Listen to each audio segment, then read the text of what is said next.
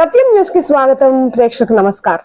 రెండు తెలుగు రాష్ట్రాల విభజన సమస్యలపై చర్చించడానికి హైదరాబాద్ చేరుకున్న ఏపీ సీఎం చంద్రబాబుకు ఘన స్వాగతం పలికిన తెలంగాణ సీఎం రేవంత్ రెడ్డి మరియు మంత్రులు. విభజన సమస్యలపై తెలంగాణ ప్రజాభవన్ లో ఇరు రాష్ట్రాల సీఎంల మధ్య మొదలైన భేటీ. విభజన అంశాలపై పరిష్కారాలపై సీఎంల సమావేశం. భేటీలో పాల్గొన్న ఇరు రాష్ట్రాల మంత్రులు, అధికారులు.